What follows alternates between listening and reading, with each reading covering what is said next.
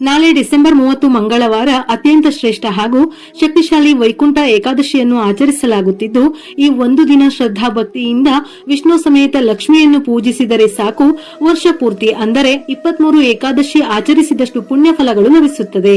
ಈ ದಿನ ಮಾಡುವ ಪೂಜೆಗಳಿಗೆ, ಉಪವಾಸಕ್ಕೆ ಮುಕ್ಕೋಟಿ ದೇವತೆಗಳ ಆಶೀರ್ವಾದ ದೊರೆಯುತ್ತದೆ. ನಮ್ಮ ಗ್ರಂಥಗಳಲ್ಲಿ ಹೇಳಿರುವಂತೆ ಈ ವೈಕುಂಠ ಏಕಾದಶಿಯಂದು ವಿಷ್ಣು ಮೂರ್ತಿಯನ್ನು ಪೂಜಿಸಿ ಕೆಲವು ನಿಯಮಗಳನ್ನು ಪಾಲಿಸಿದರೆ ನಿಮ್ಮ ಇಡೀ ಕುಟುಂಬಕ್ಕೆ ಅಖಂಡ ಐಶ್ವರ್ಯ ಪ್ರಾಪ್ತಿಯಾಗುತ್ತದೆ. ಇದರಿಂದ ಸರ್ವ ಪಾಪಗಳು ದೂರವಾಗಿ ಮೋಕ್ಷ ಪ್ರಾಪ್ತಿಯಾಗುತ್ತದೆ. 7 ಜನ್ಮಗಳ ಪಾಪವನ್ನು ಕಳೆದು ಮೋಕ್ಷವನ್ನು ದಯಪಾಲಿಸುವಂತ ವಿಶೇಷವಾದಂತ ಈ ದಿನ ತಪ್ಪದೆ ವಿಷ್ಣು ದೇವರನ್ನು ಪೂಜಿಸಿ ಆರಾಧಿಸಿ.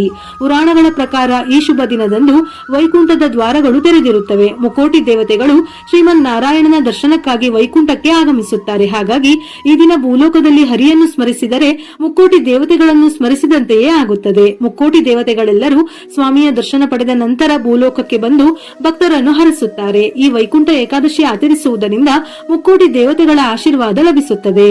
ಶೇಷಶಯನನಾದ ವಿಷ್ಣುವು ಈ ದ್ವಾರದ ಮೂಲಕ ಬಂದು ಭಕ್ತರಿಗೆ ದರ್ಶನ ನೀಡುತ್ತಾನೆ. ಈ ದ್ವಾರದ ಮೂಲಕ ಪ್ರವೇಶಿಸಿ ದೇವರನ್ನು ದರ್ಶನ ಮಾಡಿದರೆ ಪುನರ್ಜನ್ಮವಿರುವುದಿಲ್ಲ, ಮೋಕ್ಷ ಸಿಗುತ್ತದೆ. ನಾಳೆಯ ದಿನ ಸ್ನಾನದ ನೀರಿಗೆ ಗಂಗಾಜಲ ಅಥವಾ ಅರಿಶಿನವನ್ನು ಬೆರೆಸಬೇಕು. ಅದೇ ರೀತಿ ನೀರಿನಲ್ಲಿ 2 ತುಳಸಿ ದಳಗಳನ್ನು ಹಾಕಿಕೊಂಡು ಸ್ನಾನ ಮಾಡಿದರೆ ಅಪಾರವಾದ ಲಕ್ಷ್ಮಿ ಕಟಾಕ್ಷ ಪ್ರಾಪ್ತಿಯಾಗುತ್ತದೆ. ಸ್ನಾನ ಮಾಡುವಾಗ ಪೂರ್ವ ಅಥವಾ ಉತ್ತರ ದಿಕ್ಕಿಗೆ ಮುಖ ಮಾಡಿ ನಿಲ್ಲಬೇಕು. ನಾಳೆಯ ದಿನ ಬೆಳಿಗ್ಗೆ ಮನೆಯ ಹೊಸ್ತಿಲಿಗೆ ಅರಿಶಿನದ ಲೇಪನ ಹಚ್ಚಿ ಅಕ್ಕಿ ಹಿಟ್ಟಿನಿಂದ ಶಂಖ, ಚಕ್ರ, ಗದೆಯ ರಂಗೋಲಿ ಹಾಕಿ ಅರಿಶಿನ ಕುಂಕುಮದ ಬೊಟ್ಟುಗಳನ್ನು ಇಟ್ಟು ಹೂವನ್ನು ಇಟ್ಟು ಹೊಸ್ತಿಲನ್ನು ಪೂಜಿಸಿದರೆ ಸಾಕ್ಷಾತ್ ಲಕ್ಷ್ಮೀ ನಾರಾಯಣರ ಆಶೀರ್ವಾದ ಲಭಿಸುತ್ತದೆ. ಮನೆಯಲ್ಲಿ ಅರಿಶಿನದ ನೀರು, ಗಂಗಾಜಲ ಅಥವಾ ಗೋಮೂತ್ರವನ್ನು ಸಿಂಪಡಿಸಿ ಶುದ್ಧ ಮಾಡಬೇಕು. ವೈಕುಂಠ ಏಕಾದಶಿ ಎಂದು ವಿಷ್ಣು ಮೂರ್ತಿಗೆ ಪ್ರಿಯವಾದ ಹಳದಿ ಬಣ್ಣದ ವಸ್ತ್ರಗಳನ್ನು ಧರಿಸಿದರೆ ಅದೃಷ್ಟ, ಐಶ್ವರ್ಯ ಲಭಿಸುತ್ತದೆ. ಹಳದಿ ಬಣ್ಣ ಲಭ್ಯವಿಲ್ಲದವರು ಕೆಂಪು ಬಣ್ಣದ ವಸ್ತ್ರಗಳನ್ನು ಧರಿಸಬಹುದು. ಮನೆಯ ಮುಖ್ಯ ದ್ವಾರಕ್ಕೆ ಮಾವಿನ ಎಲೆಯ ತೋರಣಗಳನ್ನು ಕಟ್ಟಬೇಕು. ಈ ಏಕಾದಶಿಯಂದು ಮಾವಿನ ತೋರಣ ಕಟ್ಟಿದರೆ ನಿಮ್ಮ ಮನೆಗೆ ಧನಲಕ್ಷ್ಮಿ ದೇವಿಯು ಆಗಮಿಸುತ್ತಾಳೆ. ವಿಷ್ಣು ಮೂರ್ತಿಯ ಪೂಜೆಯಲ್ಲಿ ತಪ್ಪದೆ ತುಳಸಿ ದಳಗಳು ಇರಲೇಬೇಕು. ಆದರೆ ಏಕಾದಶಿಯ ದಿನದಂದು ಅಪ್ಪಿತಪ್ಪಿಯು ತುಳಸಿ ಎಲೆಗಳನ್ನು ಕೀಳಬಾರದು. ಹಾಗಾಗಿ ಒಂದು ದಿನ ಮುಂಚಿತವಾಗಿಯೇ ಅವುಗಳನ್ನು ಸಿದ್ಧಪಡಿಸಿ ಇಟ್ಟುಕೊಳ್ಳಿ. ಮನೆಯಲ್ಲಿ ಪೂಜೆ ಪ್ರಾರಂಭಿಸುವ ಮೊದಲು ಅಕ್ಷತೆ ಮತ್ತು ಒಂದು ತಾಮ್ರದ ಕಲಶದಲ್ಲಿ ನೀರು ತುಂಬಿಸಿ ಪೂಜಾ ಕೊಠಡಿಯ ಈಶಾನ್ಯ ಮೂಲೆಯಲ್ಲಿ ಇರಿಸಬೇಕು. ಹಾಗೆಯೇ ತುಳಸಿ ತೀರ್ಥವನ್ನು ಸಿದ್ಧಪಡಿಸಿಕೊಳ್ಳಿ. ನಾಳೆ ವೈಕುಂಠ ಏಕಾದಶಿಯ ಆಚರಣೆ ಮಾಡುವವರು ಮೊದಲು ದೇವರಲ್ಲಿ ಸಂಕಲ್ಪ ಮಾಡಿ ಪ್ರಾರ್ಥಿಸಬೇಕು. ಏಕಾದಶಿ ಉಪವಾಸದ ಸಮೇತ ಮಾಡುತ್ತಿದ್ದೇನೆ, ಯಾವುದೇ ತರ ವಿಘ್ನಗಳು ಬರದ ಹಾಗೆ ಏಕಾದಶಿ ವ್ರತ ಸಂಪೂರ್ಣವಾಗಬೇಕೆಂದು ಪ್ರಾರ್ಥಿಸಿ ನಂತರ ನಿಮ್ಮ ಮನಸ್ಸಿನಲ್ಲಿರುವ ಕೋರಿಕೆಯನ್ನು ಕೇಳಿಕೊಂಡು ಏಕಾದಶಿ ವ್ರತವನ್ನು ಪ್ರಾರಂಭ ಮಾಡಬೇಕು. ನಾಳೆಯ ದಿನ ವಿಷ್ಣು ಸಹಸ್ರನಾಮ ಪುಸ್ತಕವನ್ನು ದೇವರ ಮನೆಯಲ್ಲಿಟ್ಟು ಅರಿಶಿನ, ಕುಂಕುಮ, ಹೂವನ್ನು ಇಟ್ಟು ಪೂಜಿಸಬೇಕು. ನಾಳೆ ವಿಷ್ಣು ಸಹಸ್ರನಾಮ ಓದಿದರೆ ಅಥವಾ ಕೇಳಿದರೆ ಶ್ರೇಷ್ಠ. ಸಾಧ್ಯವಿಲ್ಲವೆಂದರೆ ನಾಳೆಯ ದಿನ ರಾಮ ರಾಮ ರಾಮೇತಿ ರಮೇ ರಾಮೇ ಮನೋರಮೆ ಸಹಸ್ರನಾಮ ತತ್ತುಲ್ಯಂ ರಾಮನಾಮ ವರಾನನೆ ಈ ಮಂತ್ರವನ್ನು ತಪ್ಪದೆ 3 ಬಾರಿಯಾದರೂ ಜಪಿಸಿ. ಪೂರ್ತಿ ವಿಷ್ಣು ಸಹಸ್ರನಾಮವನ್ನು ಪಠಿಸಲು ಸಮಯವಿಲ್ಲದಿದ್ದಾಗ ಅಥವಾ ಓದಲು ಕಷ್ಟ ಆದರೆ ಈ ಒಂದು ಶ್ಲೋಕವನ್ನು ಭಕ್ತಿಯಿಂದ 3 ಬಾರಿ ಹೇಳಿದರೆ ಸಾಕು. ವಿಷ್ಣು ಸಹಸ್ರನಾಮವನ್ನು 1 ಬಾರಿ ಹೇಳಿದಷ್ಟು ಪೂರ್ಣ ಫಲ ಸಿಗುತ್ತದೆ. ವಿಷ್ಣು ಅಥವಾ ವೆಂಕಟೇಶ್ವರ ಸ್ವಾಮಿಗೆ ಹಳದಿ ಬಣ್ಣದ ಹೂವಿನಿಂದ ಅಲಂಕರಿಸಿ ಪೂಜಿಸಿ ಆರಾಧಿಸಿ. ಹಾಗೆಯೇ ತಾಯಿ ಲಕ್ಷ್ಮಿಗೆ ಕೆಂಪು ಗುಲಾಬಿಯನ್ನು ಅರ್ಪಿಸಿ. ಸ್ವಾಮಿಯನ್ನು ಪೂಜಿಸುವಾಗ 108 ಗೋವಿಂದ ನಾಮಗಳನ್ನು ಪಠಿಸುವುದು ಅತ್ಯಂತ ಶುಭದಾಯಕ. ಇಲ್ಲವೆಂದರೆ ಓಂ ನಮೋ ಭಗವತೆ ವಾಸುದೇವಾಯ ಎಂಬ ಮಂತ್ರವನ್ನು 108 ಬಾರಿ ಜಪಿಸಿ. ವಿಷ್ಣು ಮೂರ್ತಿಯ ವಿಗ್ರಹವಿದ್ದರೆ ಅದನ್ನು ಉತ್ತರ ದಿಕ್ಕಿಗೆ ಮುಖ ಮಾಡಿ ಪ್ರತಿಷ್ಠಾಪಿಸಿ ಹಸುವಿನ ಹಾಲು ಮತ್ತು ಗಂಗಾಜಲದಿಂದ ಅಭಿಷೇಕ ಮಾಡಿ ಈ ತೀರ್ಥವನ್ನು ತಲೆಯ ಮೇಲೆ ಪ್ರೋಕ್ಷಿಸಿಕೊಳ್ಳಿ. ಕೊನೆಯಲ್ಲಿ ಮಂಗಳಾರತಿ ಮಾಡಿ 3 ಪ್ರದಕ್ಷಿಣೆ ಹಾಕಿ ಪೂಜೆಯನ್ನು ಮುಕ್ತಾಯಗೊಳಿಸಿ. ಪೂಜೆಯ ನಂತರ ಆಗಲೇ ತಯಾರಿಸಿರುವ ಅಕ್ಷತೆಯನ್ನು ನಿಮ್ಮ ತಲೆಯ ಮೇಲೆ ಹಾಕಿಕೊಂಡು ತುಳಸಿ ತೀರ್ಥವನ್ನು ತಪ್ಪದೆ ಸ್ವೀಕರಿಸಬೇಕು.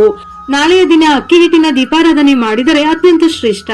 ಅಕ್ಕಿ ಹಿಟ್ಟಿಗೆ ಸ್ವಲ್ಪ ಬೆಲ್ಲ, ಹಾಲು ಮತ್ತು ತುಪ್ಪವನ್ನು ಸೇರಿಸಿ 7 ಹಿಟ್ಟಿನ ದೀಪ ತಯಾರಿಸಿ ಕುಂಕುಮದ ಬೊಟ್ಟು ಇಟ್ಟು ದೀಪದ ಸುತ್ತಲೂ ವೆಂಕಟೇಶ್ವರ ನಾಮವನ್ನು ಅರಿಶಿನ, ಕುಂಕುಮ ಅಥವಾ ಗಂಧದಿಂದ ಬರೆದು ಪ್ರತಿ ದೀಪಕ್ಕೂ 2 ಬತ್ತಿಗಳನ್ನು ಸೇರಿಸಿ ಹಸುವಿನ ತುಪ್ಪದಿಂದ ದೀಪಾರಾಧನೆ ಮಾಡಿದರೆ ಶ್ರೇಷ್ಠ.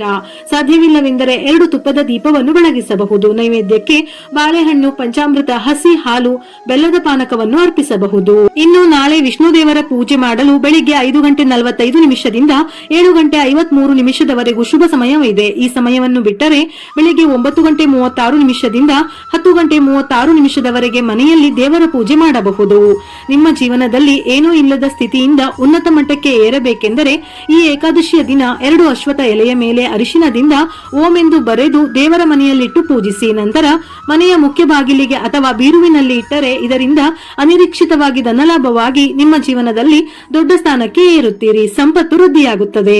ಶುದ್ಧವಾಗಿರುವ 27 ಏಲಕ್ಕಿಗಳನ್ನು ಅರಿಶಿನದ ನೀರಿನಲ್ಲಿ 10 ರಿಂದ 15 ನಿಮಿಷಗಳ ಕಾಲ ನೆನೆಸಿ ನಂತರ ಆ ಏಲಕ್ಕಿಯನ್ನು ಸೂಜಿ ದಾರದಲ್ಲಿ ಪುಣಿಸಬೇಕು. ಪ್ರತಿಯೊಂದು ಏಲಕ್ಕಿಯನ್ನು ಪುಣಿಸಬೇಕಾದರೆ ಓಂ ನಮೋ ಭಗವತಿ ವಾಸುದೇವಾಯ ಎಂಬ ಮಂತ್ರವನ್ನು ಪಠಿಸುತ್ತಾ 27 ಏಲಕ್ಕಿಗೂ ಅರಿಶಿನ ಕುಂಕುಮದ ಬೊಟ್ಟು ಇಟ್ಟು ನಂತರ ಏಲಕ್ಕಿ ಹಾರವನ್ನು ನಿಮ್ಮ ಕೈಯಲ್ಲಿ ಹಿಡಿದು ನಿಮ್ಮ ಮನಸ್ಸಿನಲ್ಲಿರುವ ಕೋರಿಕೆಗಳು ಅಂದರೆ ಮದುವೆಗಾಗಿ, ಸಾಲ ತೀರಬೇಕು, ಸಂತಾನ, ಆರೋಗ್ಯ ಹೀಗೆ ಪ್ರಾರ್ಥಿಸಿ ವಿಷ್ಣುವಿನ ಫೋಟೋ ಅಥವಾ ವಿಗ್ರಹ ಅಥವಾ ವಿಷ್ಣುವಿನ ಅವತಾರವಾದ ವೆಂಕಟೇಶ್ವರ ಸ್ವಾಮಿಗೆ ಅರ್ಪಿಸಿ ಪೂಜೆ ಮಾಡಿ. ಮರುದಿನ ದ್ವಾದಶಿ ದಿನ ಅಂದರೆ ಬುಧವಾರ ಶುದ್ಧವಾದ ಕೆಂಪು ಬಟ್ಟೆಯಲ್ಲಿ ಸುತ್ತಿ ನೀವು ಹಣ ಅಥವಾ ಒಡವೆ ಇಡುವ ಜಾಗದಲ್ಲಿ ಇಡಬೇಕು.